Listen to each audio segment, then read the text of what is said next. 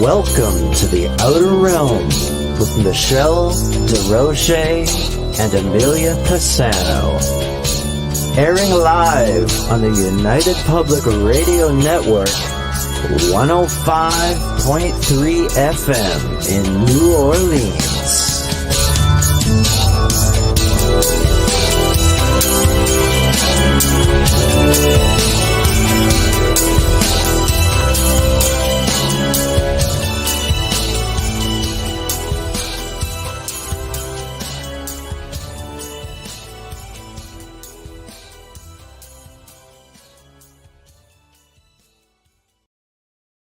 Good evening, everyone. Welcome to the Wednesday night segment of The Outer Realm. We're broadcasting live on the United Public Radio Network, UFO Paranormal Radio Network, 105.3 and 107.7 FM from the beautiful city of New Orleans. We're fully sponsored by the amazing people over at Folgers Coffee who have been a part of our journey since the very beginning. So thank you, Folgers. We appreciate you, and we couldn't do it without you, nor would we want to. Also, big thank you to Dr. Snick, a.k.a. Justin Snicker, the Sonic Surgeon, for this contribution of his time, his music, and his voice for the intro that you just heard. He's an award-winning composer of Halloween horror, sci-fi, and dark wave electronic music, which can be found on all of your favorite music platforms. Also, big thank you to Steve McGinnis, the artist behind all of our banners and logos here at the show. Check him out on Facebook and Instagram. Also specializes in the horror genre and can do phenomenal commission pieces as well of any type. So tonight, Amelia's having a tech issue, by the way, so we're just waiting for her to get it together and try to get back on board here. So I'm going to be flying solo a little bit, but she's going to try to get back on, no problem. But tonight we welcome back our very dear friend, Hamilton White from the Lost Relics of the Knights Templar TV show. He's going to be live and discussing his newest book, which he co-authored with his friend and also friend to the show and friend to Amelia and I, Richard Stanley. And I don't know if you guys can see this, but Crusade Against the Grail 2. And it's in the footsteps of Otto Rahn. So Richard's been on talking about Otto Rahn before, and phenomenal story. So we're going to hear all about that. But Hamilton is also going to be doing a giveaway of said book right here, along with a bonus book, Monsignor. So you're going to have to listen to the whole show in order to answer the question that he puts forward. And at that point, we're going to put up the email for the show, and you're going to have to email me. And whoever emails first with the correct answer, yours truly here will mail it out to you, right? So it looks like Amelia's coming back on. And guys, remember, we're going to be in the chat room. There are 7 chat rooms that are here out of the 8 platforms. We go with the flow of the guest, and we try to keep up with everybody right here in chat. But it's like 7 lanes coming down to 1, so please be patient. With that being said, Bo, here she is. You all right? Yeah, I've got a guest. No, that's nice. Hi, Versace. Hello. You can't. No. But yeah, I finally fixed it, and then I get this scratching and this climbing, and I pick them up. I'm like, oh my God, I'm through. Oh no. That's okay. We like it when guests come on with their, with their pets and sure. So the chat room is filling up. So yes, hello. Hi, Janie. Love you too, Janie. Oh, all the way from the Netherlands. Hello. Very nice for you to join us. Hello. Zizan Wayne is in the house. Janie's in the house. Yay. Oh, hello. Mickey, hello. Can't see anything. I gotta put this. You gotta Jade, go hello. Oh, right. Oh, Wayne. Oh, Wayne Murphy, Team Templar North America says hello. Michelle, Amelia, and Hamilton. Have a great show. Thank you very much. Nice to always see you stopping by when you can. Hello, Ruth. Oh my goodness. Hello, Susan. Well, looks like it's starting to fill up. So we're going to bring in our guest of honor, Hamilton. Just nod. Are you ready down there? Ready? Ready? Yeah. Send on. Okay. Here we go. Okay. Bam. Am I here? Oh, greetings. You've got the very old and very tired version of Hamilton, not the usual bag of energy Hamilton. He's having a rest for a bit somewhere. The usual Hamilton has a bag of energy? Yeah, what he used to be, yeah, but 2023 just seems like an energy sapping year, and it's like, oh, leave it alone. Yeah, and it's 2:00, and it's 2:00 in the morning here, and you know, you're a champion. Sometimes your brain doesn't work properly, particularly when you're tired. I mean, I was just sitting here about 10 minutes ago, sort of thinking, well, it's going a bit chilly. It's 2:00 in the morning. I'll go down to reception and get them to turn the heating up. But then it dawned on me, I'm actually in my own house. I haven't got a reception. You know, it's like, I have no people. I think it's time for a rest. It really is. But no, we're still here. We're sort of to some degree functioning, but oh god, what a year! Still got this lovely mug. I don't know if this is familiar. That's rather nice, isn't it? Look at that. I got a copy. You got the actual real one. I got the proper one. You brought it with you. You brought it with you. Say again? Where are you? Are you home? I was home. Okay. I thought you were still in Scotland. No, I was in Scotland. When was I in Scotland? Was that last week? I was in Scotland, and yesterday and the day before I was in Oxford, which was quite an interesting experience. That somebody actually allowed me into a university, believe it or not. As in, I got invited in, like, not breaking in or sneaking in over the fence. I actually got invited in. Yeah, I could be here for real. Yeah, that was exactly it. I kept looking over my shoulder, sort of thinking, I'm going to turf them out in a minute. But, you know, no, it was okay. I mean, I've been going to Oxford as a visitor since I was a little kid. And it was the first time that it was like, no, you get invited down and you get in and it's fantastic. It's like going to another world. It really is. You know, it's when you get into these older colleges that were built in the sort of end of the 15th century.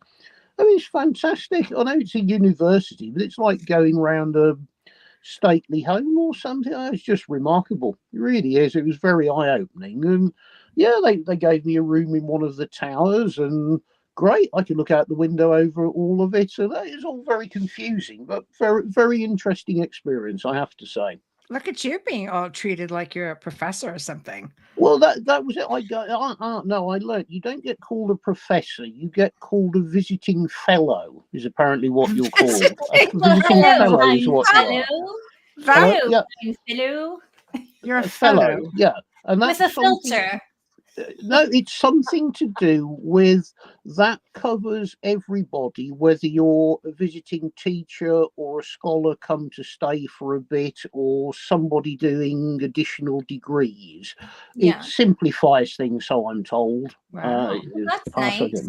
Yeah, it was rather good. So, no, it was nice. I got taken up into a nice little oak panelled room full of lovely paintings and all sorts of stuff, and asked what kind of sherry I preferred.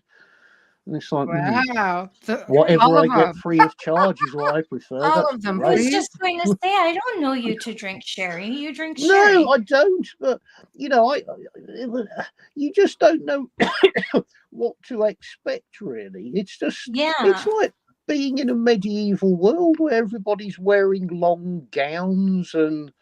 It's like a parallel universe, but absolutely fascinating that it still goes really cool. On. Did you have to wear a gown?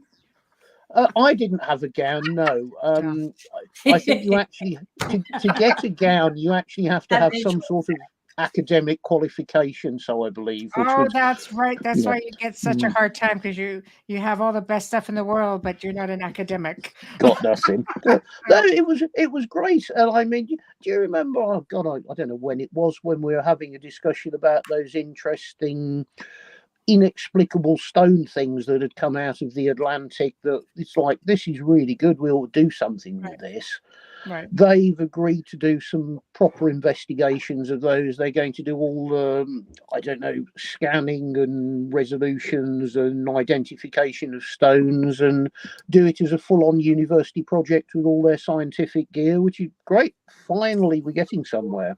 So it's promising then. Yeah, I mean, what is going to show up, we don't know, but their physics and engineering and mechanical department were really into it and never seen anything like it. And yeah, hand those over, give us a couple of weeks, and yeah, come on down to the laboratories and we'll show you what we're doing. And I don't know, it was like, oh right, okay, yeah, that's let's go with it and see where that takes us, really. But it was just nice that finally somebody has recognised the fact that some of this stuff really is worthy of some proper attention. So yeah, well encouraged by that, really.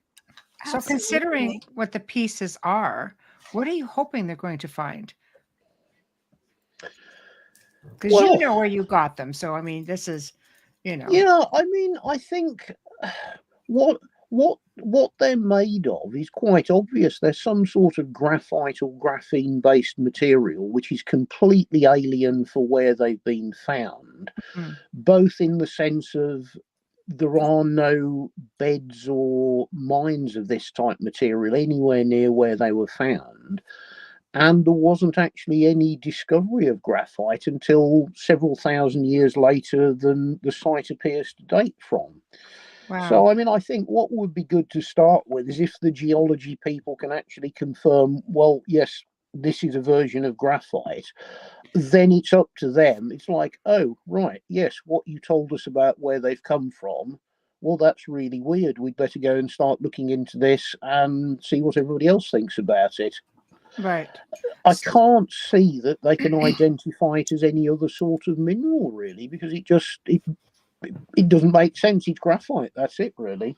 Well, for the region to which they were discovered, you know, there is a hypothesis that Atlantis was off the coast. A lot of people have thrown up ideas about Atlantis, where it is. There's a pyramid in the ocean there that they have found, and they're actually researching it.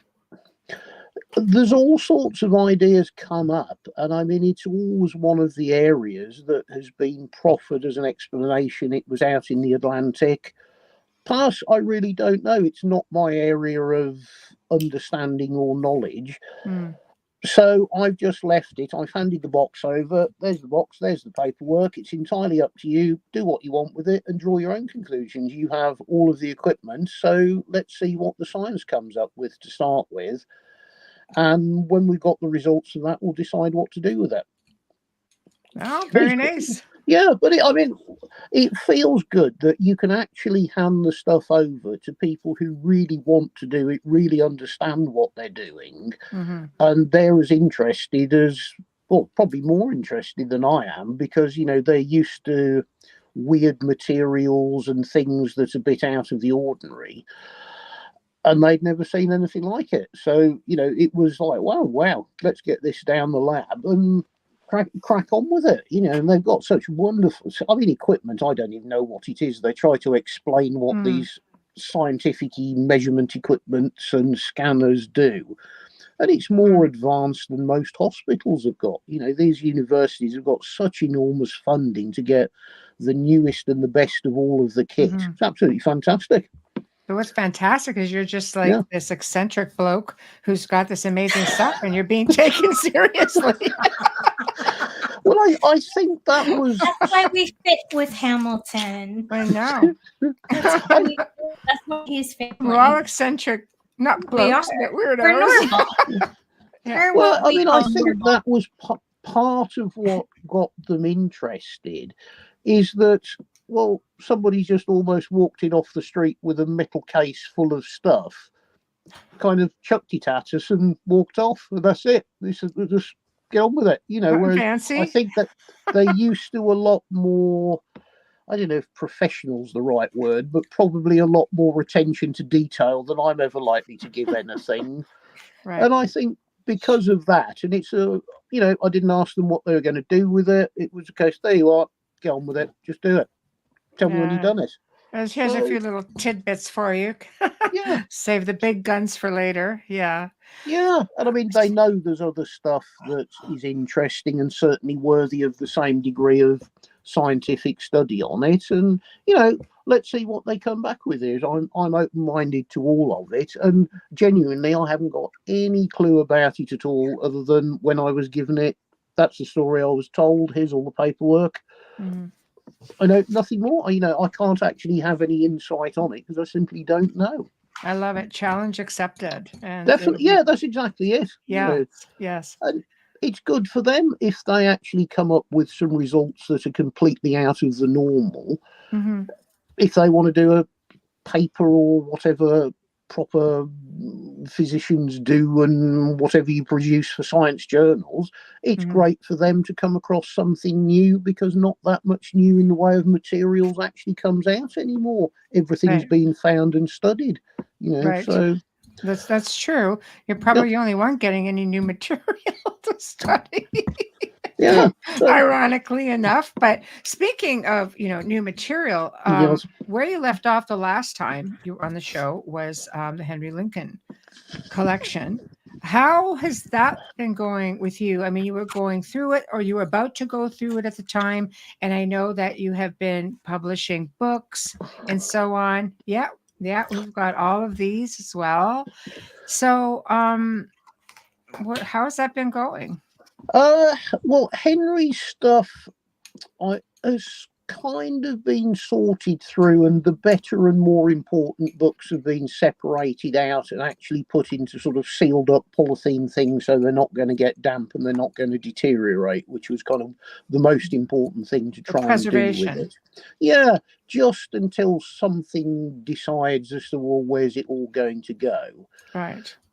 I haven't really had the time to devote to going through every single thing and looking at books and, looking at every book. But the sort of, I've extracted one big suitcase full of stuff that I periodically look through, that I've thrown in quite a lot of original papers and letters and all of the things that look like you want to sit and look at when you've got a quiet 10 minutes. Right. And yeah, there's some interesting things in there. There's some letters that go back right to when he was doing his first TV shows in the late 60s, early 70s. What I'm going to do with it, I haven't worked out yet, but there is there's enough in there that merits a little bit of study to it. And probably it'll put a new light on some of the work that he did. And I have to say, when you look at some of the paperwork, you do sort of think, Henry, were you just making this up as you went along? Because it could be. The paperwork, Henry was also an eccentric bloke. Yeah, some of the paperwork and some of the bits don't exactly match up with what you'd have expected them to be. But, again, it's a completely open mind. Maybe that's a job for somebody else to take the big box of stuff and sit there and go through it and see if they can make some sense out of it. Right. But no, it's good. I mean, having now got over the pain of having to pay for it and drive to France in a van in the middle of winter to pick it up, it doesn't seem quite such a burden to have. It's all stacked up nicely. It's not in the way. Right. And if it sits there until I've got time or until somebody else comes along who wants to do it, not a problem. Now, funny you should say that, because there was one book. Hang on, bear with me. My token effort at being organised, because most of Henry's stuff had got his sort of book plates and his little stamps and things in it. Right. But this one will actually be one of yours Christmas presents, and you can work out who's going to get it. All right. Because it's actually just a sort of work of fiction, and let's have a hang on. Where is it? I'm just trying to look at the day. Here we are, 1839. Really nice little book, but the title of the story is Bubbles of Canada. Wow! Oh my God! Very cool. Which I thought that is hilarious. Public, isn't that the truth? To come out of Henry's pot, so that'll have to come over in the mail at some point, I guess. Wow, I've always wanted my own book stamp. I wonder if they even make them anymore. Yeah, of course you can. Yeah, you can get book plates done, no problem at all. Yeah. Really? Is it? I have to search that online. I saw that and I thought for all of my antique books, I would love Yeah, you I should do. maybe I shouldn't touch them though. No, I think everybody should have their own book plate. I mean, I've got a pile that I had done years ago, and I've never actually had the time to sit there and stick them in my books. That's the problem I've got. You know, I bought a pile of books. Well, if you're hiring, I'm right here. Oh, yeah. I'll come over and just sit there with a pot of glue. I know. No. I mean, it was good. Henry. It's like I don't look white enough in this lighting right Get the now. beer ready, Hamilton. I'm honestly not this pale. The lighting is so crap because I moved my office around. So sorry, but no, I mean the Henry stuff's very interesting, and it's good. It's all stayed together more or less. I mean, there's a few other people had a few odd books out of it, but the sort of 95% of his library is now all sat there. And yeah, great if we can find a use for it at some point. It's preserved though, and it didn't get sort of lost or split up. So, you know, kudos to you for that. You do have a way of finding unique collections for sure. Which brings us to, sorry, Amelia? No, I said they're definitely finding Hamilton. I mean, there's so much that you've touched on. It's not just one thing. Yeah, I mean, since I had the Henry stuff, I've had a few sort of slight weirdos getting in touch. No. Yeah, there's a thing. Weirdos. Weirdos. That's a perfect segue because I was going to ask you if you want to collect 2 Canadian girls, but keeping in with the weirdo collection. Oh. I think you'd be sort of very long way down in the weirdo list compared to some. Well, we have our own unique lineages to come with harder, so I'm selling us right now. But no, I mean, I started to get a couple of weirdos that, you know, telling me you've got Henry stuff, you shouldn't have that. Really? Why? Oh, well, you just shouldn't have it. Okay, right. Well, who should have it then? I don't know, but you shouldn't have it. All right, okay. Brilliant. I don't have any other options, but how does anyone even say that? Do they know much about the collection? Do they know anything about it? Absolutely not clue. It's just people talking. It's just people who are, you know, people became very possessive of Henry, I think, especially after Holy Grail, after the Da Vinci Code. But I mean, do you think, and I'm going to ask this, you don't have to answer because, you know, obvious reasons, but it's going to segue into your own research and book with Richard. Yeah. Do you think that his research was, let's say, embellished, you know, Da Vinci style, embellished, or do you think he was really onto something? Because he went into some crazy, almost like occult ways. Well, I mean, you have to bear in mind that when Henry started doing his research, it was at the end of the 60s and the beginning of the 70s, right? Where there's no internet, there's no online reference, nothing. To research anything, you physically got to go to a library, or you've got to go and find all of these documents, papers, or you're reliant on what people choose to show you. Mm-hmm. You know, if you were starting what he did today, how you would go about it and what you could access from the comfort of your own home would be so different to what he was able to access and the other researchers could get at. Right. And I think based on the material that he was able to access, kind of, you know, it's nearly 50 years ago now that he was doing this. Mm. I think the story that he put together, by and large, he probably believed it, and it was probably based on things either he was shown by others or information that was fed to him by others.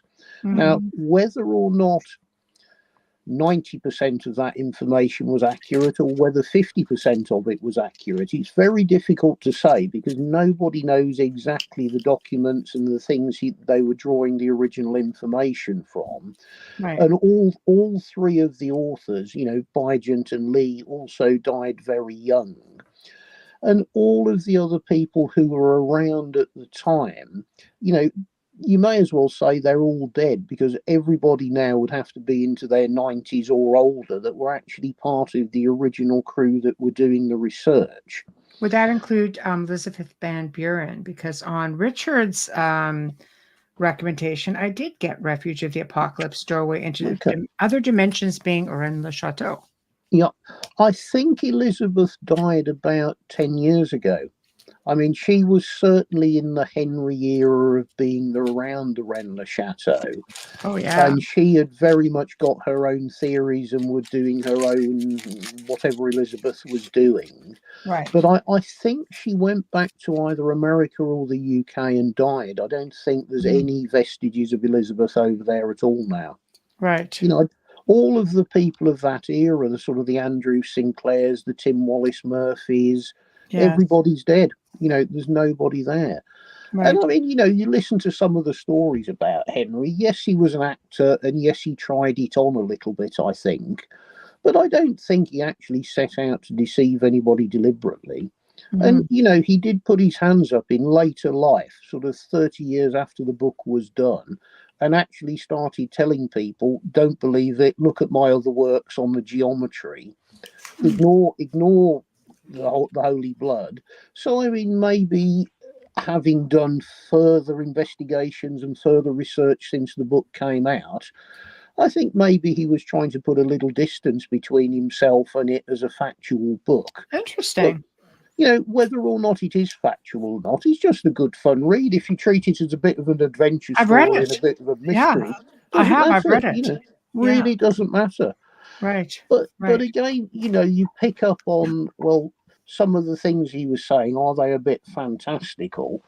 I was up in Scotland last week and I kind of got into a little bit of an archive without getting time to go through it properly, but hopefully I can get back up there, which is a lot of paperwork that relates to the Sinclair family of Scotland, of which, you know, Henry makes a lot of reference to, and there's a lot of fuss made out about the descendants of the Sinclairs and were they tied up in all of this.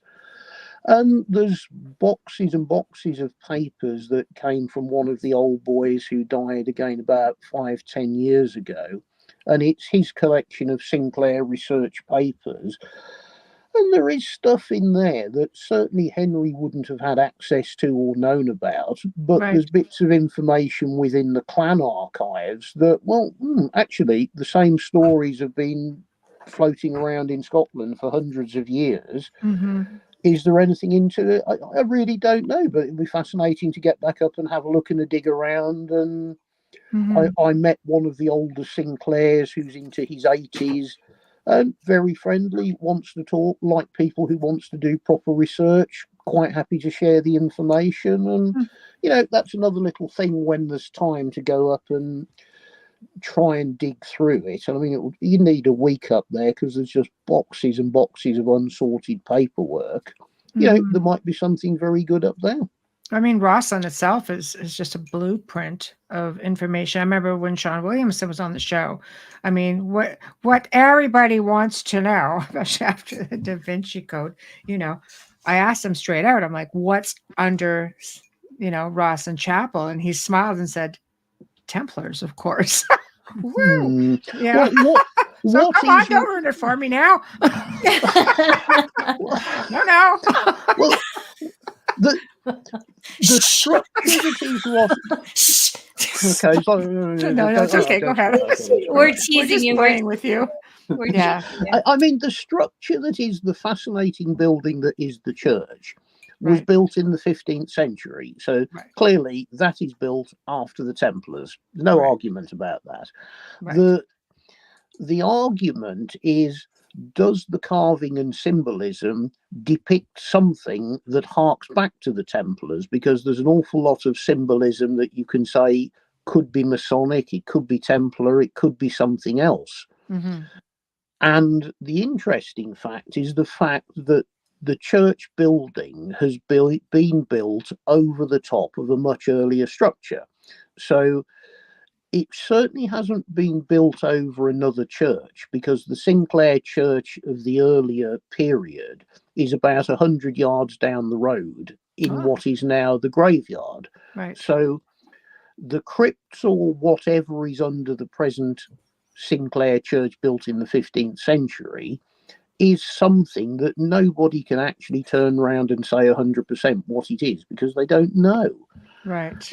What is known for sure is that there are some crypts under there, and for several hundred years it was used as the burial ground or the burial chambers for quite a number of the generations of the Sinclair Knights, and that's recorded up to the 17th century when the last one was buried down there. Yeah, so there be Templars under there. Well, it is recorded that there are many burials of male members of the Sinclair family, and they weren't buried in coffins. They were actually buried in their armor, and they were put out on a stone slab. Now, does that mean you're going back to the time of the Templars, or does it mean it's the same sort of age, the 15th century, as the church building? Right. Nobody knows, because nobody's been down into those vaults since the 17th century. Right. The current Earl just simply won't allow any openings up or any excavations to be done within the church. That's interesting. So, he's a very clever guy, because if he leaves the whole thing as a mystery, people are still pouring into the place because it's a mystery and it's exciting. If he opens the vaults up, you've got an answer, and all of a sudden, your great selling point has gone because you've answered all the questions. It's true. No, you're not wrong. It's brilliant. Yeah. It's brilliant. So they're supposed to be getting something like 250, 300,000 people a year through the door at £9 a ticket. Now, I don't know what does that multiply out? 9 times. Oh, that's double. It's $18 Canadian almost. That's crazy. Gosh. That's good. That's good money for tourists swarming through there. For sure. We had a bit of a Friday afternoon walkabout, and it was absolutely heaving. Bearing in mind, tourist season's over. There were parties over from Spain. I could hear some what sounded like German voices in there. It was busy, and I mean, it's a cold November day. I was there with hardly anybody. There were 3 of us in there. I was so happy. Oh, that's nice. I spent so much time there just going, look at this. There's not a sound in here. Because my son, you better didn't open his mouth while I was in there. So, between us two and the tour guide, we were okay. Yeah, I mean, what I found the more interesting part of it is, the whole upper church is completely carved. I mean, every surface is carved with something. Yes. When you go down the side of the apprentice pillar and you go down the stairs into what is I think they call it the sacristy, which I don't quite know what that means in religious-y terms, but the guidebook tells you that, well, when they were building the church, they were using that as the office and a bit of a workshop. The carvings and mason's marks and some of the things that are just on the bare walls down there, to me, are far more interesting, because there are lots of little pentacles and weird marks. That the marks that are downstairs, now those are the marks that appear on some of the Templar tombs and Templar carvings elsewhere in Europe. Mm-hmm. And perhaps that is part of the older structure as well. And again, nobody really knows the answer to it. Right. So to me, that was where I was far more interested in looking, because it's, well, hang on, when you start looking at these things that they say, oh, these are just mason's marks, which, in churches you have mason's marks all over the world. But they're not, a normal mason's mark tends to be an initial or a little cross an initial or something that identifies the person who carved it. Mm-hmm. Whereas a lot of the things down there, they're little pentacles, but there's dozens of them. Why is that design repeated over and over again? Mm-hmm. Little triangles that if you run a straight line across them, over 20 feet difference in length of wall, you've got lots of little triangles that line up for no apparent reason. I don't know. I just find that piece, that little part of the church, far more interesting, because everybody ignores it. Oh, it's just the workshop downstairs, no carvings downstairs. Right. quite obviously they've been put there for a reason. They've been put there deliberately and they mean something. And nobody seems to have put the amount of effort into trying to fathom out what they are compared to the carvings that are upstairs in the main body of the church. So Right. no, it was very good. Again, it's enjoyable. Right. No, I love it. And it's a good segue into let's talk Crusade Against the Grail. Crusade Footsteps Against of the Grail Auto too. Realm. Well, I mean that started off because over the last, God, I think it's 20 odd years, Richard Stanley has been writing the biography of Otto Rahn, which For a is long supposedly time. the full-on. This is the ultimate study of what Otto did. Right. And I mean, it had gone on, and I was just trying to help him a bit, just trying to find somebody who could actually turn it from all his documents and files into a proper printable book. And we did actually get it to the point where we can print it as a book about a year ago. Right. But like an awful lot of things trying to deal with Richard is creative, but he's not practical. If that makes any sense. He'll probably tell you the same thing. I was going to say, does he know that? Yeah. My apologies for being on mute, we love him. moving an office when you have a blind dog. He's creative. He's always wanting to do something, but actually getting projects finished isn't Richard's forte. Right. So, I mean, although the actual final printable version of the book was on a, the printers weren't just off a little, what do you call them, little stick things you put in your computer now. Right. The next phase was actually trying to say to him, well, right, the thing's finished. Shall we get it printed?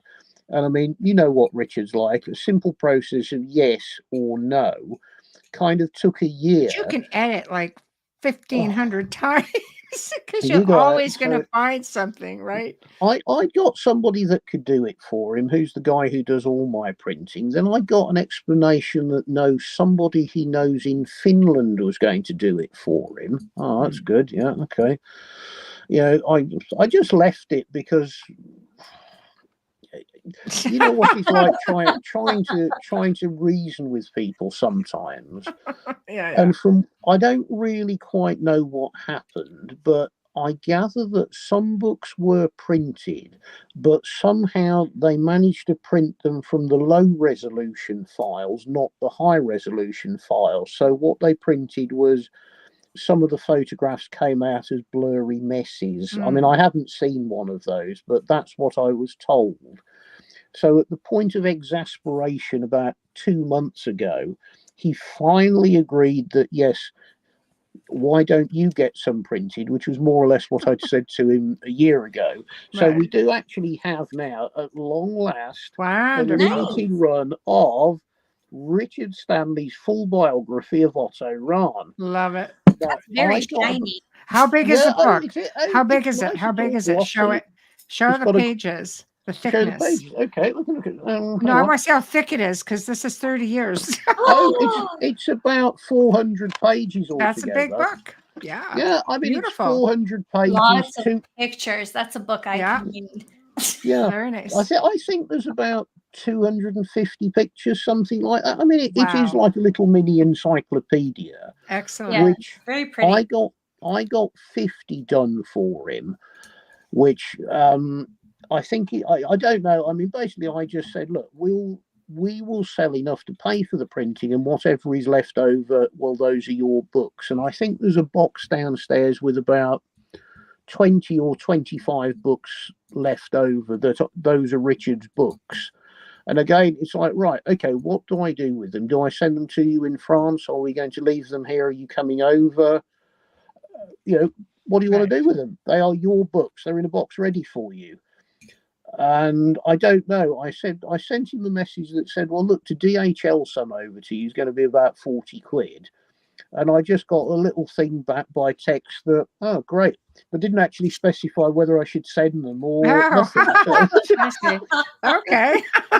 Need some extra direction. So no problem. So, I mean, I have to say that the entire knowledge and the research for everything has all come from Richard. you know, and he's been on it. It's been his main driver for a long time. So all of the credit for the knowledge and the research and everything is Richard's. It certainly isn't mine. But moving on to the Crusade 2, we had a conversation about, a year and a bit ago when I was over in Brenla-Bam. And we were just wandering back. And I just said, do you think anybody's ever going to do a follow-up to Crusade? I thought, never thought of that. And within about sort of 5 minutes, it was like, I wonder maybe we should do it. Okay. And it really was as simple as that. There was no great discussion on it. It was just like, yeah, somebody ought to do that, because 2023 is 90 years since since Otto wrote the first book. So it's a good, right, well, that would work if we could get it done and get it out. Well, 2023, 90th anniversary, that works. That's really good. So again, the same sort of thing. I picked Richard's brains and made copious notes, and the sort of vague idea was that we would write it between us. But like a lot of things with Richard, trying to actually get him to sit there with a paper and pencil, it was like, well, I tell you what, why don't you tell me the information? I will write it down. That way it will actually get written down. Right. And we just slightly changed the direction of it. That, you know, if you read Crusade 1, it's a very confusing book to read if you haven't got a background of medieval history and what was going on in France. It's a very hard book to understand. So it's Crusade, more academic for advanced people who are in the know. It's academic in the sense it was Otto Rahn's own theories on what medieval French history was. And he was obviously a proper scholar who'd studied it. And it's his own academic version of what was already academia. So if you're not familiar with the topic, some of it's a bit hard going to try and wade through. Right. So Crusade 2 is partly explaining Otto's book in more simple language that's much easier to follow and easier to understand, and just sort of runs through what he was trying to get across, but in simplistic language that anybody can understand without actually having any background knowledge of the subject at all.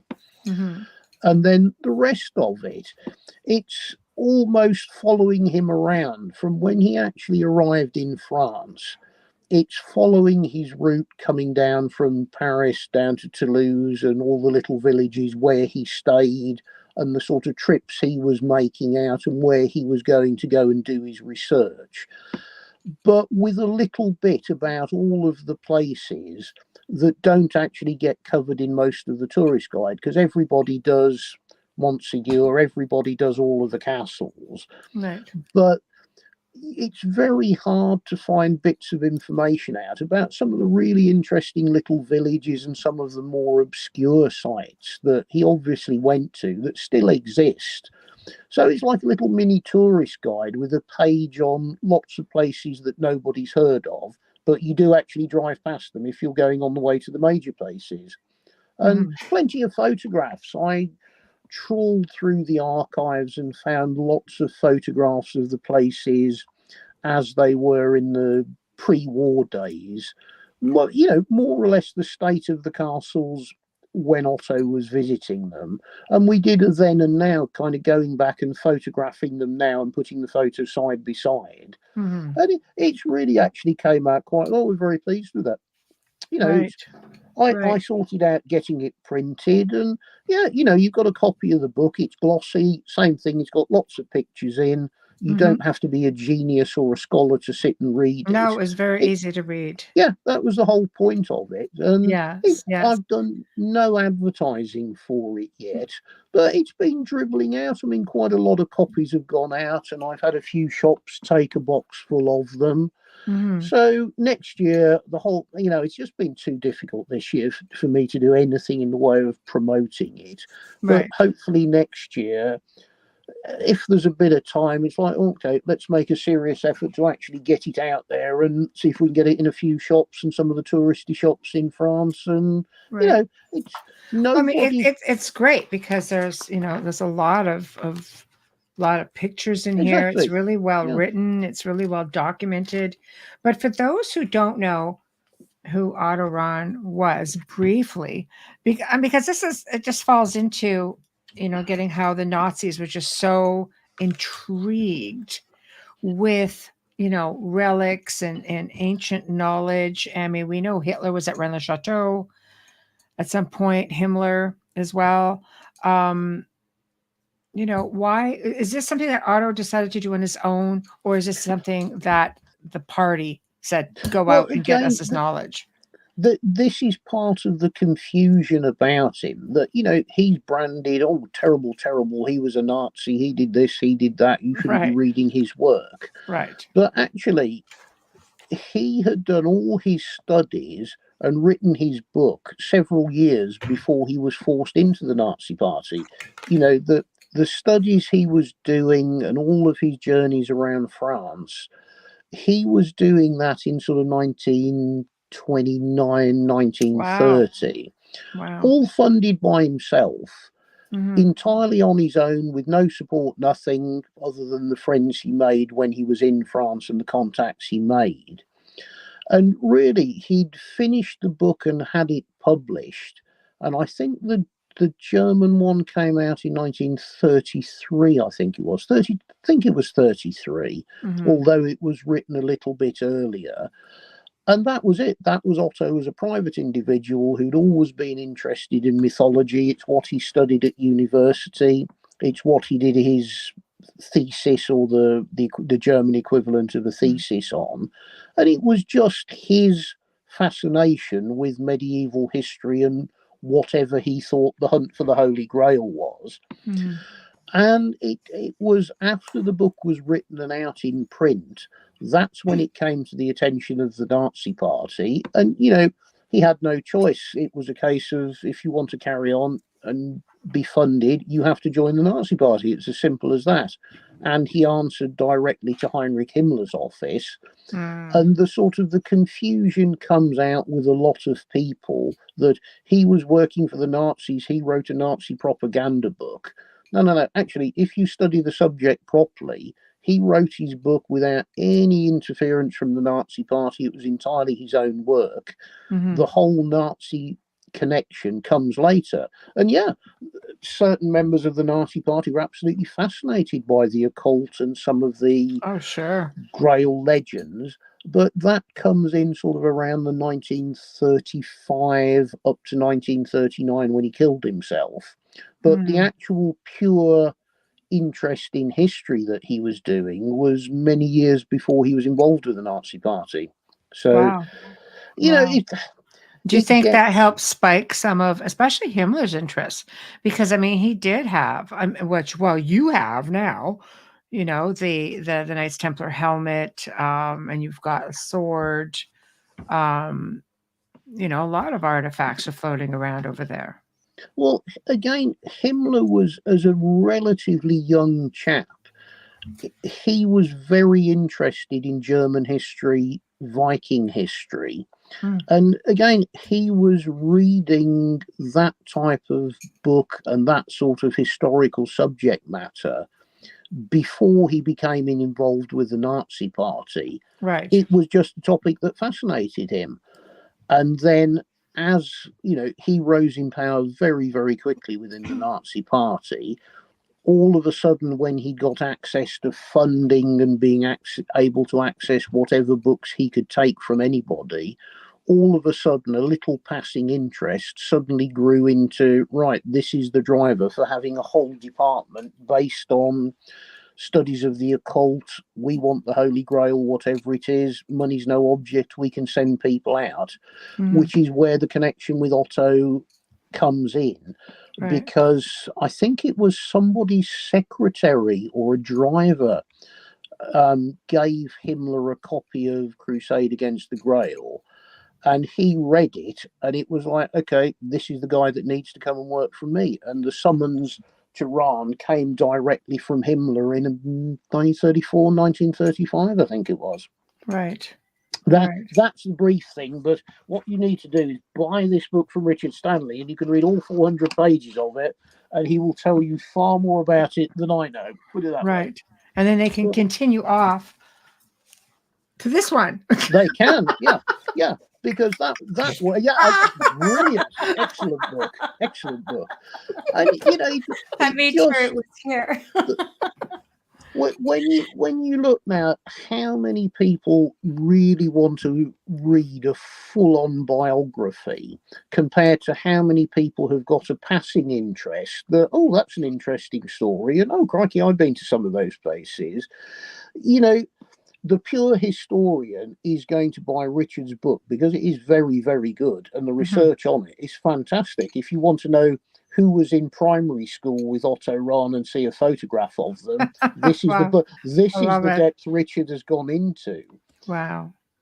Whereas what I threw together was more of a general that anybody can sit and read it who's interested in having a tour of some interesting places in France, and great, you pick up a little bit of history while you're at it. But look at all these fabulous places you can still go and visit. They haven't really changed that much from where they were 90 years ago. That's what I love about it. 90 years ago, I think it's a lot of it's like time just stands still. It's actually still there, ancient walk amongst these ancient pathways. It's just phenomenal. Totally. I mean, the Cathar pathway, which is the most famous, or not most famous, the best known, which sort of takes you all around Montségur, and it will take you up into the hills and bring you back heading down into the valleys. Me and Richard have walked it, and it is exactly the same as they were walking 1,000 years ago. The pathway hasn't changed at all. It takes you to the same places. You walk on the same bit of dirt through the forests. It's fantastic. Really is good. So that brings us then. Why don't you talk to us about this book a little bit? What's that one? What Monsignor. Am I looking at there? It says Monsignor. Oh, the little we were just talking about it. Wonderful book. Oh, wonderful. I kept them here. Yeah. Brought them out because I had a feeling like Michelle and I, sometimes we share a brain. Well, this is going to be the giveaway tonight.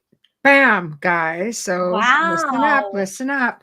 Yeah, so go ahead. Let's talk Monsignor. Well, the little booklet, that was started off as a byproduct because, through the photo archive that Richard has got and the things that I turned up, there was a lot more information and pictures than you can really actually.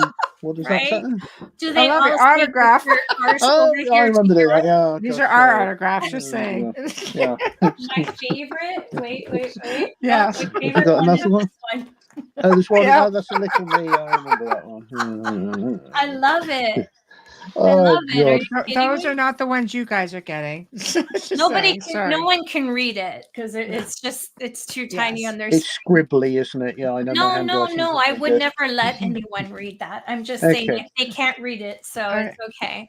So you put it together. The little booklet. Well, it was three reasons that there was lots of pictures and bits of information left over, and if you wander into any of the shops really down in France. Yes. Michelle's looking for a Christmas gift. Are we looking for? Have we got there? I spot that. Yeah, I remember that one. Yeah. It's the same. I don't know what the insurance is like on a piece like that. Oh, don't ask. A little technicality. Sorry, Hamilton. Go ahead. No problem.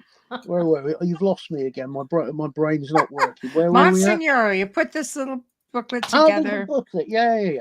Well, I mean, if you go into any of the sort of gift shops or even the bookshops, it's very hard to get what you'd class as a sort of interesting little concise guide to a lot of these places. Right. And just with the bits of information that was got, it was just an experiment. Having done the little Henry Lincoln booklet for the Saunier Society, is that, well, what would it actually look like to try and turn out a sort of modern-y type not too boring and not too heavyweight little guidebook to some of these sacred places. It's a fabulous book. And it's, it started out that I think they're about 9,000 words and probably 60 or 70 photographs. And that sort of, when one was put together, well, okay, the printer just said, well, that works out about sort of 50, 54 pages, something like that. Yeah. And it was just really a case of, well, I tell you what, go and print some and let's actually see what they look like. And again, they seem to have come out quite well. And that then it was like, well, okay, we've done a Montségur one. There's enough bits of information and other fresh pictures. We could do a little version of that, which is the Otto Rahn, following the trail of Otto Rahn around, which puts you that, well, okay, if you want to do his whole route from Germany down to France in picture form as a little guidebook, instead of having a 200-page book, you can have a 50-page book. Right. And it costs an awful lot less to do, to print. It's just, it was an idea that came out, and I thoroughly enjoyed doing them because you can actually get knowledge out there. Right. And you're in charge of it. You can sit there, you can do the whole lot yourself. You haven't got some editor cutting and cropping and deciding to put something else in instead and not tell you. You can actually put out exactly what you want to do in your own way. And I've just beavered away through them. There's what was the other one? I think there's one on Ren Le Ban. Ren Le Ban, there is, yeah. Which is, hang on, I don't know that. No, I'd forgotten who'd got what. Have you got the Otto Rahn one? I don't know if you you've sent me Otto Rahn yet. I think you might have that one. I have to look through everything. I don't know. Okay. You were going to send more, so I'll let you know what's here.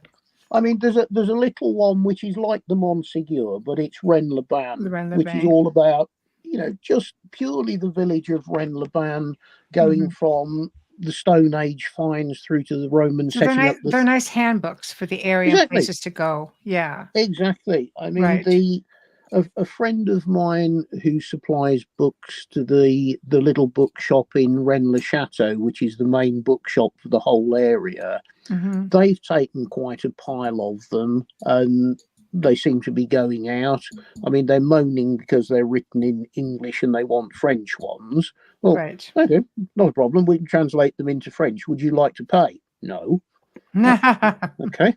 Okay, right then. All right then. Not in French. How would you expect them to be converted into French then, if somebody pays to do it? But again, teething problems. But the whole concept that if you could get a Ren Le Ban, a Montségur, possibly a Rennes-le-Château one, you could put together a whole little series for anybody going down into the Pyrenees or doing the tour of the Cathar sites or the sacred sites. Right. Which means you got to do Bucharest next. Yeah.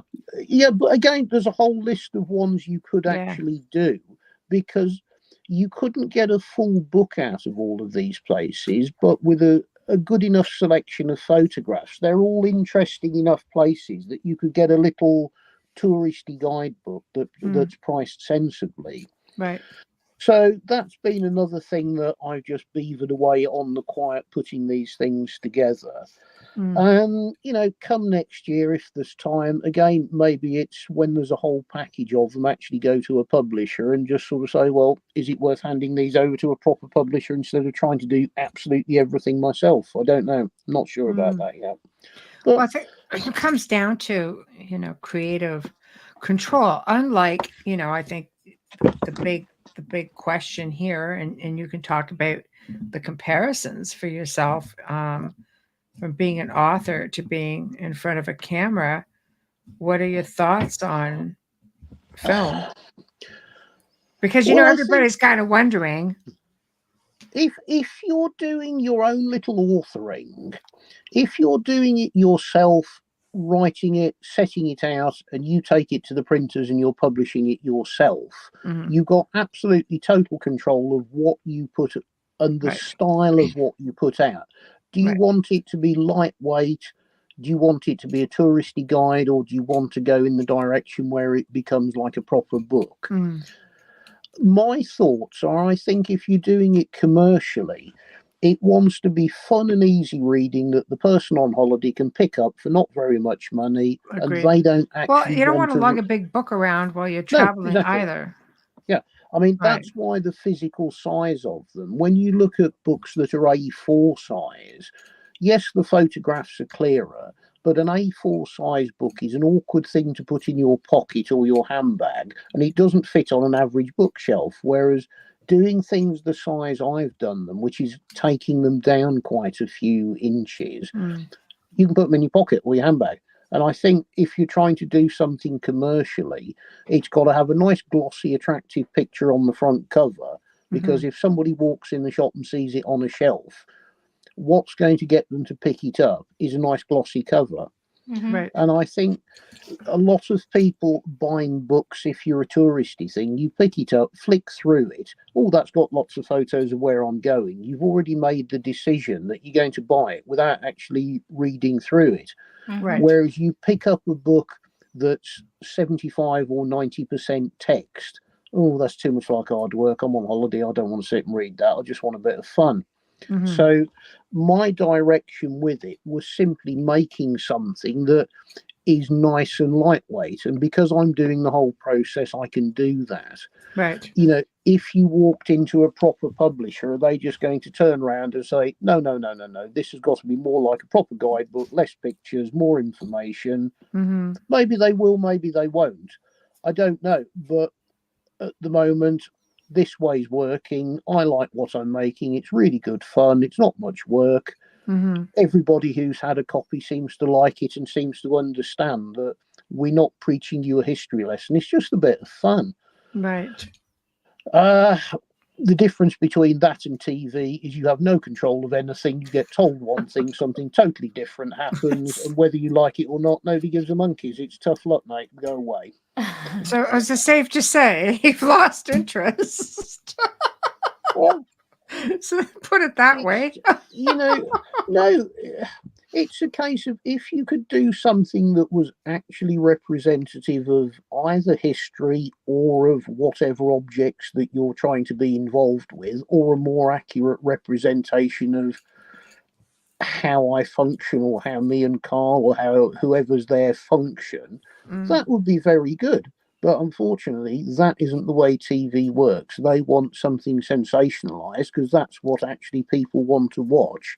Right. And really, because of that, that's why I was just very, very disappointed in the whole TV thing, because what was pitched at me simply wasn't what actually happened. Right. I don't want to be reduced to the level of some of the television programs that are broadcast across the various networks that are just shameful, absolutely shameful. They really are, you know. Right. I'd rather just sit and wait, and either something might happen at some point in the future that's sensible. Like maybe a documentary based on some of the pieces that you have or the collections. I don't know. I mean, if somebody wanted to do a proper documentary, great. You don't need me in it. Get on with it. If there's somebody prepared to do a proper program on any of the things I've got, I mean, you know, there's an awful lot of military stuff that could have a proper documentary about it. If it was done correctly, I don't need to be in it. I've done standing in front of the camera. It was good fun. And people love you, Hamilton. Yeah, and it would be nice to have somebody narrating and speaking and being in front of the place as while they're doing a proper documentary. Yeah, who's going to tell where it all came from? They do want to see the man behind the curator. You're curating all these things. So you should be speaking of them. If I was watching a program like that, I would be interested in whoever the person was. The problem is, it's like what we just said. You have no control over how you're edited and how you're projected on screen. I get that. And as I found out to my cost, the damage that has been done to me through the grossly unfair misrepresentation of me, the stories, and what I do, it's just simply not something I would be prepared to do unless there was a guarantee that this is going to be a proper factual based history program. Okay, so if you had the right person approach you and say, we want to make this documentary, that would be a possibility then. Yeah, I mean, anything is open to discussion if it's proper people wanting to do it in the proper way. I would be game for doing the same thing again. You know, I think Carl would probably do something on TV. He likes the whole TV thing, but what nobody grasps, and I tried to make this point when Series 2 was being filmed, and I knew it was going wrong, is when it goes wrong, everybody else walks away. The TV company, the filming people, everybody carries on as normal. I'm the one that gets it in the neck because the gross representation of me and my objects and the whole storyline, I'm the one that this is my business, this is what I do. So I have to suffer the complaints and, oh, you shouldn't be doing this, that was rubbish, why aren't you Anybody doing in that? front of the camera falls into Correct. that. You become Yeah. stereotyped. You know, you're Correct. the one that it Yeah. stays with. Believe Yeah, me. but if if you had the right person behind it that had your passion and direction and drive to tell the real story and to get out proper information, not television, because I see Wayne's comment, TV producers don't want to hear what Hamilton has to say. I agree. Not interested at all. They want him to say what they want him to say, and that's not accurate. I get it. That's 100%. why he needs an indie documentary filmmaker is the route to go on a streaming service, not on television. Yeah, I mean, there is actually a very, very good channel. Now, I don't know quite where they broadcast. There's an English guy called Dan Snow who used to be a mainstream TV presenter. You know, he's done some things for the BBC, I believe. And he came up with the idea of doing a proper online purely history streaming service, and I think it's called History Hit, I think is the name of the company. And they do some very, very good things. And what they seem to be doing is pulling in a lot of independent filmmakers who can't get themselves broadcast because they're too niche or they won't be controlled. And they actually make great history documentaries, some of them. That's probably the way to go. Streaming is the way to go. I think a lot of mainstream stuff is slowly phasing out. Yeah, I mean, I know nothing about that area of business. You know, somebody's been trying to set me up with a YouTube and something else. So Patreon, is that the word? Channel, something like Patreon's that. a big one. Yeah. You know, I've just done nothing at all about it, either through lack of time, lack of motivation, or just there's been so many other things and problems this year for me to try and deal with. The idea of trying to set up and do something and go back into public, I just don't know if I need it. I think maybe it would be more interesting for me to sit and actually tell the story and then let somebody else to go and film it if they wanted to do it. I don't really know. I mean, it's just a case at the moment that it's not within my it's not within the radar of things I desperately want to push. Thoroughly enjoyable, great experience to actually be involved in it. And oh God, you've been on TV. Whoa, lots of people don't do that. But for me, I just really don't feel it did me any good at all, and it certainly didn't do the objects any good at all. It actually set me back, if anything else, the reaction that's been to it. You know, so I've been on a process this entire year of firefighting problems, and an awful lot of them is the appalling misrepresentation of me by History Channel. You know, and various bits of information that have been fed to me subsequently. You know, all of these channels, I didn't know this before we start filming. They've already made a decision before they even turn a camera on. How is each person going to be profiled and how are they going to be edited? How are we going to project them on screen? And that decision is made regardless how good you might be on camera or what your knowledge is. The decision of how you're going to fit in with their program is made by the bosses before you start filming. It absolutely is. Yeah, I've heard that from a dear friend who had a big show, and he said, after all my work, all my research, I had to go through this, and watching it back, I wish I never did it. Correct. Because it's not what he envisioned of the story. Yeah, and I mean, the History Channel modus of making programs, they have an expert. That's their number one person. Then anybody else in the show, they've decided how much of them is going to be on screen, which bits are going to be edited, how their personality is going to be projected on screen. You know, it's entertainment in the end, right? Yeah, it's not. Yeah. Carl came across really good on screen because what they decided with him is bring out the, he's far more talking emotionally about things than I do, and they got some fantastic things with him, and we knew it at the time when it was being filmed. God, that's going to come out great. And he did. Carl's persona on screen was really, really good. And I mean, I liked some of the bits they captured, but with me, totally unbeknownst to me, the order had already been put out. Hamilton White is not allowed to stand on screen talking about history. So every single thing that I did that was either good fun or me standing there demonstrating, I actually know something about this, 100% of it was edited out. Not because one they wanted single that to thing. go to their expert, I think. Correct. You knew more than the expert, and that's really hard because you're not supposed to. Yeah. And I mean, first series, knew nothing about this. We know nothing about TV. We're just having a go. Second series, I rumbled something majorly was wrong very quickly that the filming started, that these storylines simply are nonsense, some of these. And, then you realise how television actually works, and tough luck, we're not interested in what not interested at all, we're going to do it this way, and pretty much everything you're going to contribute is going to be edited out anyway, so... Well, to the point where I don't even know why I was actually even on the shoot some of the times. You're just standing there like a turnip. You really are dreadful. But see, that's television, which is entertainment. A docu-series is a whole other program. It's something where people who are watching it are interested in facts, and it can't be on the the edge of entertainment and laughing. It's got to be serious. It has to be well researched, well documented, and well written. It's a big difference from television.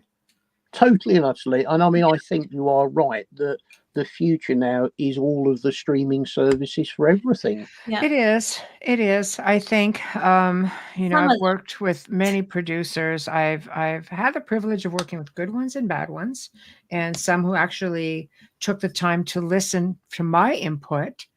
I've a good producer will say, look, I produce, and I could say, well, I don't produce. So they actually want your input. So, they can put that into having a really good feature. And that's very few and far between. There's a lot of ego in the business of media, and especially with the producer, director, what they say goes. And I learned that early on because my daughter did a commercial when she was, I think, 8, and would not do what the director and producer wanted her to do. And he kindly pulled her aside and said, I think you're just adorable, but I'm the producer. I'm kind of the boss. And she said, I will not do that. And he said, okay, you know what? You actually don't have to do that, because she stood up to him at 8 years old. But that's pretty much how it goes. However, I think with streaming now, you're getting a whole other genre, a whole other type of production, and you do have input into what you want to see on there. I've done documentaries with Aaron Daniels, who's just been like, Aaron Daniels just Anna's amazing. I think he's amazing director, producer, and so much care went into what I thought, or what the people he interviewed thought, and it was an amazing documentary. Won awards. I can't wait to see when the next one comes out, because he's just a good person now. Like Hamilton, you would love him. He's just salt of the earth, and he wants to do everything right. He's not, you know what I mean? It means a lot to him to tell the story in the right manner. Absolutely. And give it respect. He's different that way. He's really that's why he's successful. Yeah. Well, Henry Lincoln's son, Rupert. Rupert's interest has always been prehistoric stuff, stone circles, and going back to the early points of history. And he's had his own theories, which again, I don't know if they're right or wrong, but they're his own interpretations. And he's never been able to get a mainstream TV involved because he wants to do it his way, because he believes what he's saying is totally correct.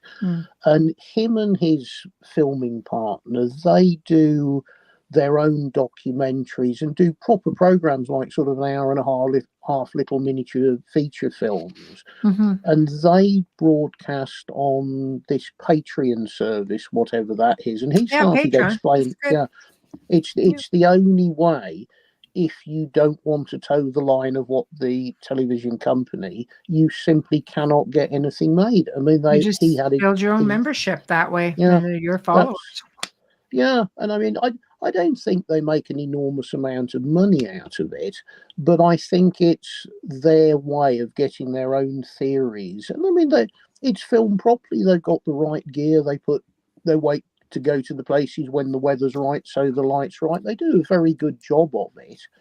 But same old thing, he wants to project. I want to do prehistoric history properly.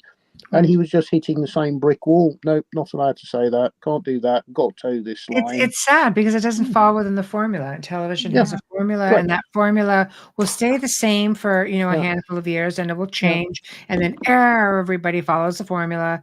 Then you get a lot of remakes, and then you get a lot of reruns, and same show, different. Different things. Different piece of wood you dug up this week. 4, 5. Yeah, I'm melting here.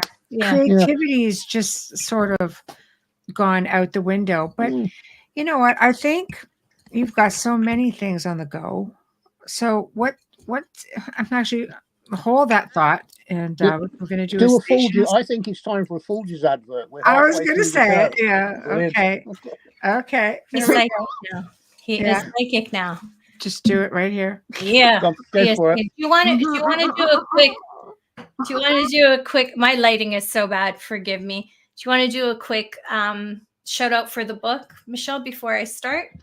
No. Don't forget the book. Get on with our friends at Folgers in case they're watching. They will. Don't worry. They are watching. We're 4 minutes ahead. We're okay. No, we're good. We're actually going to do that. Then Hamilton, I want you to think of something you would like to, while Amelia's doing this, that you would like to ask for. Oh God, I forgot. So your people can get it. I'm going to put up the email when Amelia is done.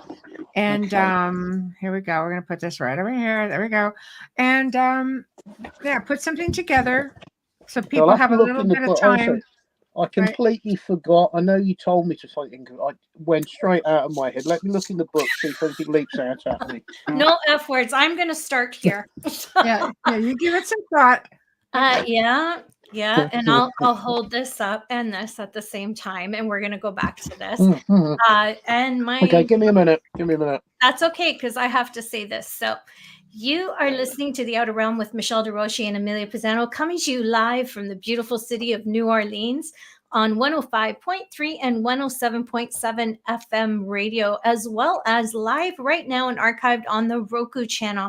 Our guest tonight is our dearest friend from across the pond, Hamilton White, here discussing his book, and we're coming up with something special about this, Crusade Against the Grail 2, in the footsteps of Otto Rahn, from Hamilton White and Richard Stanley. And don't go away, because there's a giveaway. So you want to wait for that. If you're just tuning in and you've missed the show and you're thinking, geez, don't worry about it, because you can stream our archives on any platform you normally use. Remember to click like and subscribe so you don't miss an episode. And don't forget to share us with your family and friends. Always click like and share.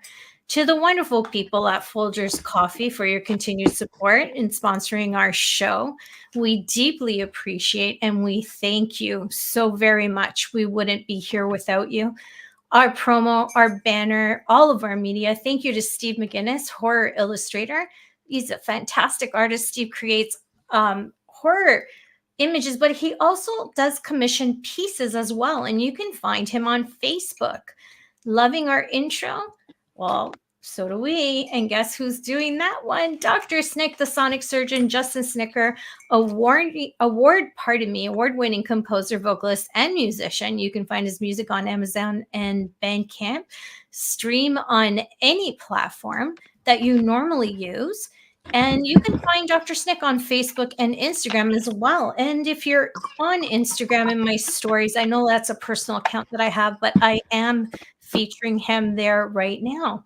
So if you're watching us on Facebook Live or YouTube, don't forget to give us a like, hit subscribe, and don't forget to share with your friends and family. So, all right. Thank you, Folgers. Again, sorry for the lighting. Moved my office in a hurry. And that's why my blind, poor little dog is walking around, banging around everywhere. And there's that's why you're hearing boom, boom. And I took put the mute button on because he keeps banging into everything. Poor guy. Yeah, because everything's moved. He's like, what's going on here? Yeah. So anyways, poor blind little guy. He keeps coming in and out. So anyways, yeah. Okay. Now, our lords and masters at Folgers, have you had the discussion with them about doing a nice international broadcast next year? Yeah. Joe, we're going to France. Tell Folgers. Yeah. That'd be great. They do listen to the show. They watch it. Good. Really I mean, I think you need the first sort of outside broadcast. You know, there's oh God, I don't know, south of France or somewhere where you can do 2 nights where you can do a live broadcast, be it from a sort of up on Monseigneur or a I don't know where. You know what I mean? Do they get internet from out the there? phones? Do they have internet out there? I might have to pre-record. I know. You know, it's about time. You know, I don't think Folgers have got a market, have they, in France or some of these places? You can take some cans with them and do some samples for people, and you know, it's not going to cost that much money to get out there. It has to be something because they are from the UK. It's a breeze out there. Yeah, It's not bad at all. I love it. But it's easy when you're already on that side of the world. It only costs you like $100 to fly from England to the south of France. Not quite, I'd never be home. Well, that's all it cost me. I went from Germany to England for like $90. I went from in an afternoon. Scotland. Yeah. I went from Scotland to the south of France for like 100. I'm like, I need to live out here. This is amazing. You go from southern Ontario to northern Ontario in 24 hours if you're lucky. That's just Oh, one really? time. Okay. No, it's not that bad. Pretty hour. bad. It's like an hour, but $300 No, I'm talking about from southern Ontario to northern Ontario is a good day. to drive it. Yeah. Yeah. One side of Toronto to the other side of Toronto is 6.5 hours. That's without traffic. Can't be doing with that. No, that's where we live. It's like huge mass. But no, I think you pay a need to get out and about because you seem to have been locked in Canada for so long without being able to go do something interesting. It would be cheaper for us to bring you over than us to go over there.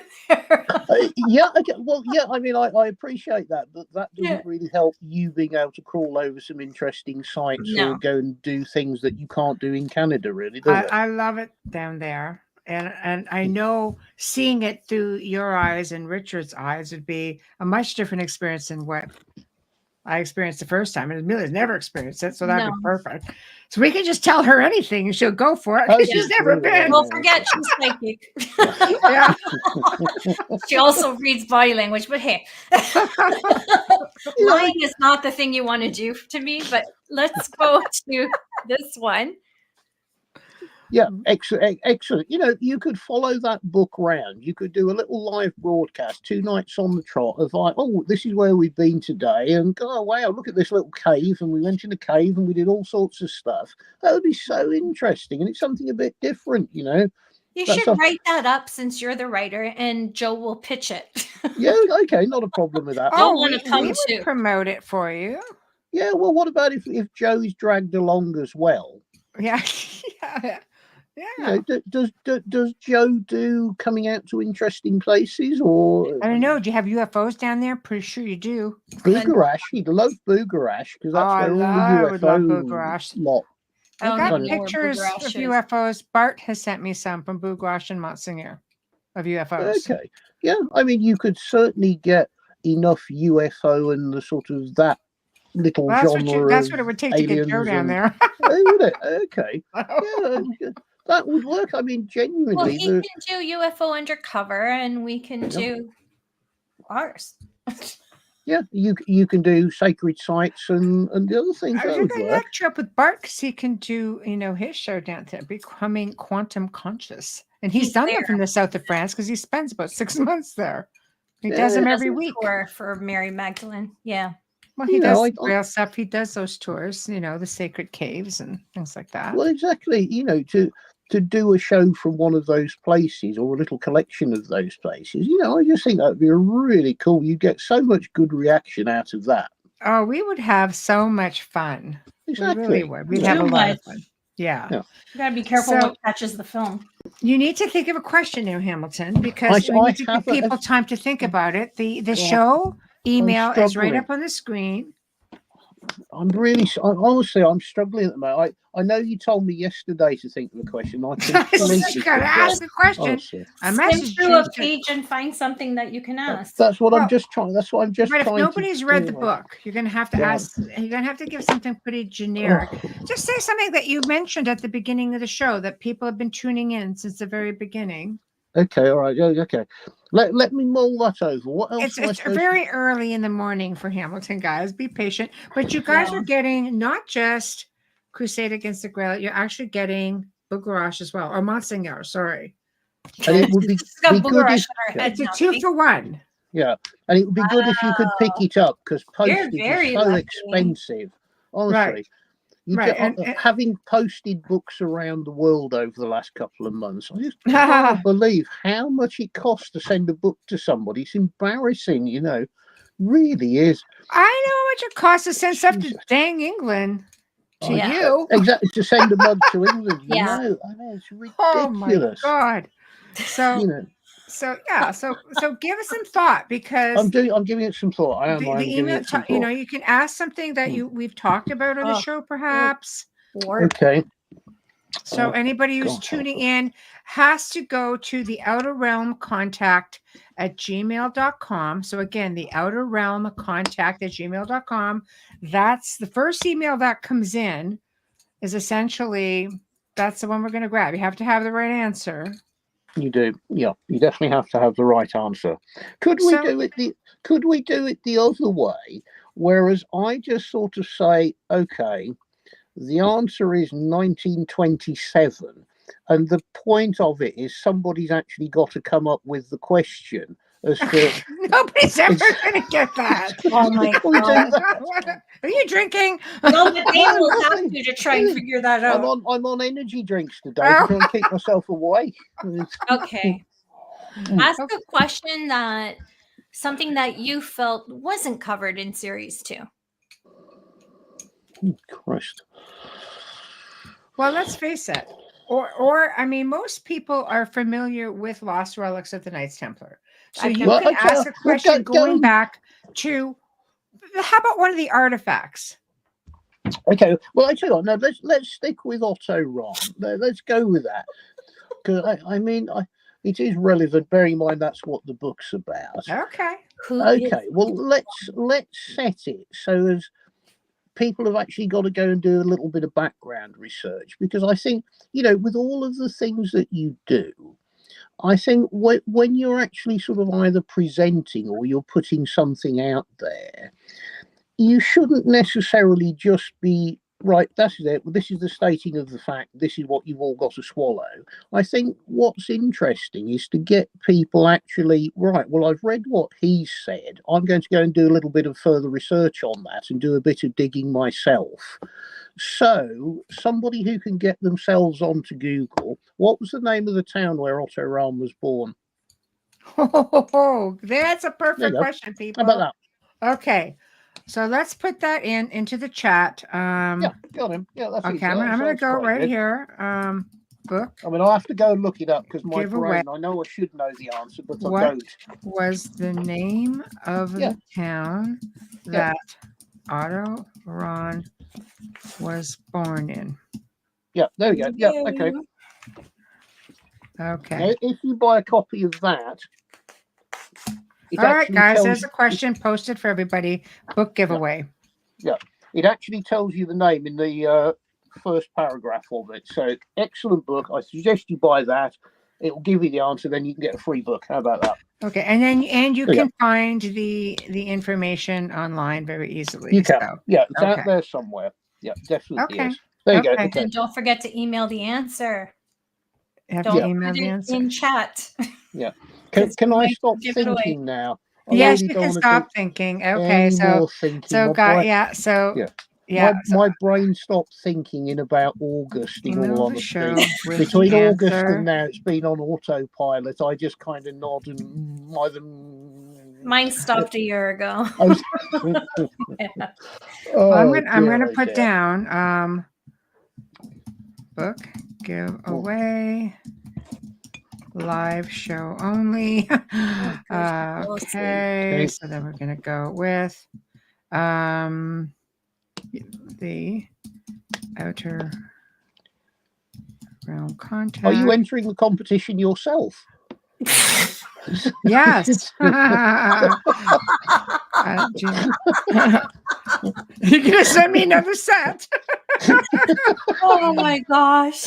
Oh, I just God wanted to help put us. the email in because Okay, it's fair enough. scrolling, so I want to make sure people see it. But I wanted to clarify that it was for the live show only because Right. those listening to archive may feel this is an ongoing thing. So it Yeah, is but for the no, live it'll- show only.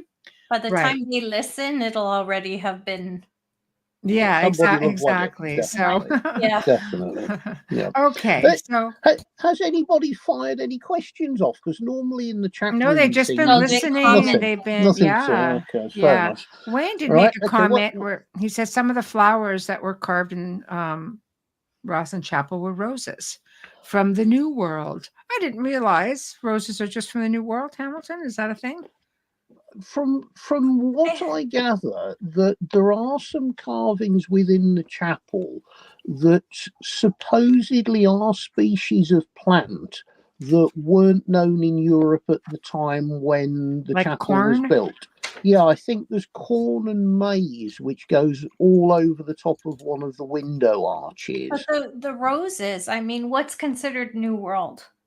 That I couldn't tell you. century? Roses, I don't know. I would have thought I have roses roses was in a lot of my Yeah. my medieval furniture. It's like They're also or there in could my. be poppies, but I think that was I mean, popular. We have from- roses in our family crest, and they're also in Pisa. They're carved on the pillars inside Mm. Pisa and along the inside of the Depending cathedral. on yeah, so it would have to depend on Yeah, the year that was all carved because Rennes Yeah. Chateau or Rosslyn was erected when 1500s 1400s. I think they started the build of Rosslyn about 1446, 1450. Right. So and they would have been over. Templars would have Yeah. been over and back by then. But I think the main discussion is the corn and maize that goes round one window. And I think there's possibly something like either what they've interpreted to be either an aloe vera leaf or a cactus leaf of some sort. And that's quite a big carving. I did have a look at that. And if it is one of those two plants, then they certainly weren't in Scotland or Europe at that date. And I mean, I think it's another thing that people like to argue about is that some people are absolutely fixated. That is the proof that they went to America. Look at those carvings. America. You could have got that from Spain. We have a winner too, by the way. Oh, Wow. do we? Oh, okay. Janie. So Okay. 18th of February 1904, Michelstadt, German Let's have a look. Empire. Let's have a look. Hang on a minute. Who is it? Who won? Janie. Jamie. Oh, congratulations. She's always here. She's listening Spot to our on. Yeah, show that's twice a correct. week. Well All done, right, Janie. Well done. okay, Janie. Okay. Hey, Jamie. Please good for you. email me again with your address. I'm so happy for her. She's here every week. Is she? Twice a That's week. good. Yeah. Good. Well, it's nice to make one person happy per year. That's it. I've made one person happy. I'm You've done now. made me happy several times. Oh, is that? You send me Hang on a all those minute. pictures. That scarf travels more than I do. Look at it. How about that? There we go. It Back was again. well worth all the knots. You know what? Okay, there we What I go. could do with. I'm gonna You know, go next time answer. when you're doing scarves, right? Make it a fraction wider. Give it a little bit more width, because then You you need can. more width? Yeah, You don't even have cold there. Yeah, you do. You do have cold. Well, So bear in you mind want that, it wider. I didn't even think you would wear it, to be honest. yeah, Okay, I can make you no, a wider one. well, I wasn't a scarf wearer, But but now, because actually, bubbles, you are. well, I've never really worn a scarf, but actually now having a scarf and wearing a scarf when it's cold, you suddenly think, scarves are good. They keep you Aren't they? warm. That's Yes, a good they do. idea. Yes, they do. Yeah. Yeah, it's You taken got me a the hat a on, lot so of there's years to work that one out. They're a very good invention. They really are. Right. Clever. I Whoever like came up with the idea. I like to make for if it's a gift for a lady, I like to make it a little wider so they can put it on their head and wrap it around, so they don't have to worry about wearing a hat. Okay. So, yeah, Well, no, more like a pashmina. Yeah. Having worn this for a bit, the Yeah. sort of the general consensus is that works. Whatever the wool is this wool? I mean, I don't even know if this is wool or nylon or whatever. It would be a mix. Yeah. Okay, very good for keeping warm, but ideally could do with being a little bit wider. Then you could just like sort of have it more as a bandage. It's a softer yarn. Yeah. Right. How wide is that one? Oh my god! This one. Do you want it longer? Yeah, why not? Yeah, because then you could wrap it around your neck. I'd be having this conversation with him. It's that wide. That's great, but like it's about that big. I don't very good what on is that? Like measurements. 8 inches? Hang on, let me tell. Wait a minute. It's okay. Let me know in chat. Don't worry. Well, actually, this is how you can gauge it. Look, if you have a look, it's fractionally wider than a book. Is that same width as the Monsieur? Yep. Yeah. Okay. It's about an inch wider than a book. Yeah, that's how wide it is. So there we are. Yeah, maybe Hamilton would like one that he could put over his hat too. Yeah. Right? Be like a bandage. Yes, I know, put it right over the hat. There we go. Well, I love white because my hair is black, and whenever I wear it, I always get told by a certain someone that I look like I'm wearing bandages on my head. And I'm like, okay. I'm just doing it because I love white hats. But okay. anyway. Thanks. Yeah, that was last year. I think I sent that to you last year. I think that's right, because it went down to Montségur when I went down with my pal, with Gary. I mean, you know Gary, to pick up all the Henry stuff. And it was that must have been about a year ago. That came in handy. God, a little bit nippy down there for sure. Yeah, I'm going to say, doesn't time fly when you're not having fun? It really does. Oh my. All right, well, we're slowly coming towards the end of the show, top of the hour. So what do you have coming up? What do you want people to know you're up to? For everybody in. More books. What am I up to? Well, this whole thing that's just kicked off with the university, I think, could be very interesting, and that's something I've never done before, because I've never been able to access that type of that sort of equipment. So that's going to be really interesting. Other than that, I think I'm going to continue hiding under the bed until I've resolved all of my problems, and I can actually then come out and explain what's been going on and exactly what's been thrown at me and I've had to deal with.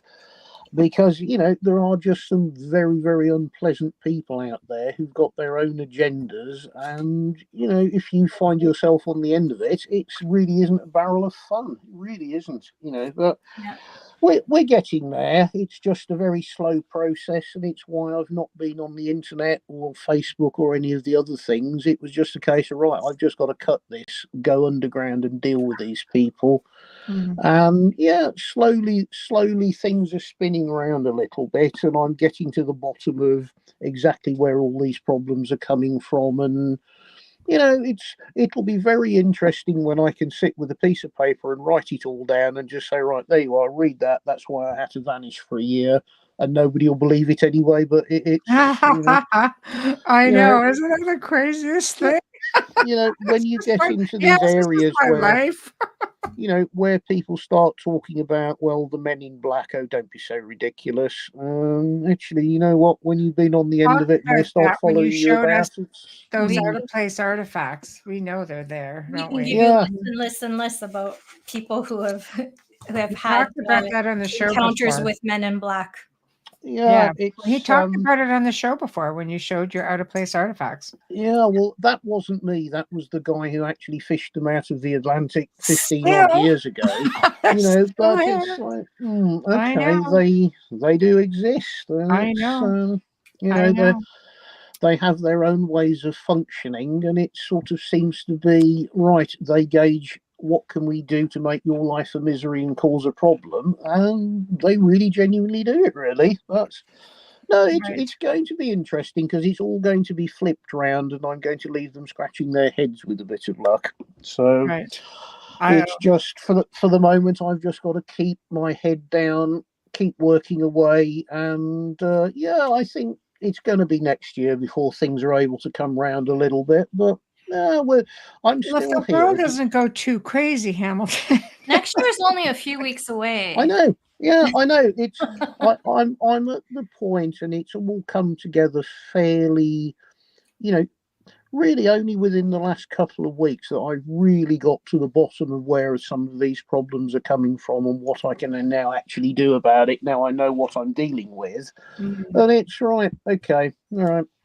You played your games. You've given it your best shot, and I'm still here. I haven't shut up. I haven't gone away.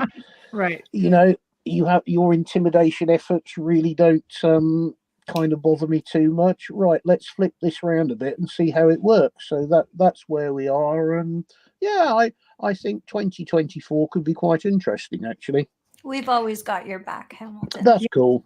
Yeah, know, and considering this is your life, we know it's going to be interesting because it's like a movie. I mean, what's annoying is I've had to spend an entire year wasting so much mental energy that you could have been doing something useful and could have been trying to progress some projects. But maybe this is part of the journey, though, is being a way to have clearer vision, clearer sight. It's perspective, right? Yeah, I mean, the more people I've come across that have been in these sort of slightly odd positions, that it genuinely is a case where the powers that be simply don't want certain pieces of information coming out. 100%! Or yes, whether it's physical objects that they don't want to have to address, or whether it's changing history because dates and times and places have been changed. You've got a lot of people against you just on that one alone. Absolutely. I mean, I was talking to some people who work with, a lot of these places that are being discovered in Turkey, the Göbekli Tepe things, that they're hitting the same brick wall, that very, very clearly there are places being found now that aren't little mud huts or stone buildings. These are proper constructed buildings that are 10,000 years older than anybody has ever considered that people were able to build cities. Well, some of them are older than Göbekli Tepe, which is supposed to be the oldest. Yeah, and they're hitting the same brick wall that conventional archaeologists and conventional scientists are following the timeline that's always been there, and that's it. That can't be changed. And it's blindingly obvious that it's wrong. You look at how Graham Hancock has been slaughtered in the press. I know. Absolutely torn to pieces. Terrible. But nobody has actually been able to say this is why Graham Hancock is wrong. All they want to do is brand him as a raving lunatic, a conspiracy theorist, and a pseudoscientist. He's presented his evidence in a really good way. And it's properly researched. He describes it eloquently. He'll stand and talk with people. And he's just simply hitting the same wall. Nope, you are saying something that isn't what we want to be said, so therefore you're just going to be branded in the press and everywhere as the kind of weirdo freak. That's the way it goes. But you know what? He's getting it out there. A lot of conspiracy theorists out there right now who's sitting there going, who's a conspiracy theorist? That shit is real. So, hard to say, but I'm really glad that you stayed up and you joined us and that you caught us up on everything. And it's been a while since you've been on, and we were really excited about having you on. What color for that scarf, darling, before you go? Color. You let me know in chat. Dark blue or black. Okay, that's dark easy. Blue or black, I think. I'd love to. Can I read Wayne's comment? So beautiful. What does it say? Another author. Always a wonderful show. Anytime Hamilton is the guest. Thanks so much for coming on and sharing so much of yourself with all of us this evening. Oh, no worries. Not a problem. Not a problem at all. I've not really spoken to anybody for about a year. I mean, I've been totally below the radar. I haven't been in touch with an awful lot of my friends. It was just a case of I've just got to disappear. This is so much problems. I've just got to totally go underground, which is very frustrating, I'm so sorry. I'm so glad that you stayed in touch with us, though, because we adore you. We love you, Hamilton, and your family. I know. It's important that we know you're alive, Hamilton. That's I'm alive. Yeah, I'm definitely alive. But no, if I don't hear from him for 3 days, I message him. Where are you? Panic. Where are you? Yeah, I do panic. Where are you? It's bear in mind I've been floating around in my own little world for a long time, which is including the years where I was going over to Eastern Europe and on your own with a bag of cash, and you was like, I don't know, is this a bit dodgy? But no, I always felt it's okay, this is all right, it's not a problem, I've weighed the risks up. But this year, it really has been the first time where I've actually sat here and thought, am I going to end up in a ditch? This is going not in the direction, and I don't know where all of this flack is coming from. Mm-hmm. Is this going to get to the point where I simply vanish? I really, for a while, I thought that was a realistic possibility before I started to get a handle on what was actually going on. And it's, it really does put a different perspective on things, and you suddenly just sort of think, no, we're not having this. This has got to be spun round, and I ain't going to be hassled by these people. This just isn't me, So there's a lot of evil in the world. People don't realize that. 100%, they don't. If you try to explain it to normal people, you'd just be poo-pooed as it's a figment of your imagination. It really would. Yeah. But no, I'm still here. I'm alive and kicking. I don't think Ready I've got breakfast? Well, I've got a couple of things penciled into my diary between now and about the 15th of December. So I've got to hang around until then, but I've got nothing in the diary for next year yet. So, yeah. Well, we're looking forward to hearing all about that. And when you have that event put together, send it to us, and we will start advertising it on the show and make us another Folgers commercial. Minus all the other name brands. Yes. And the one thing that I want so badly is to meet you in person, of course. Yeah. But I'd also like to do something fun with you, like maybe paint on a large canvas and just have some fun. Because whenever I'm down, Hamilton always says, do something creative. It helps everything go away. And he's right. Yeah. So, well, our friends at Folgers, we keep promoting, because I'm sure it's lovely coffee, and it's absolutely brilliant coffee, but if they come back to you and turn around and say, no, it's like, no, you can't go on a jolly. Well, the next show, I got this mug in a sort of nasty charity shop. That'll be the answer for you, Mr. Folgers. Any more of that? Oh, no.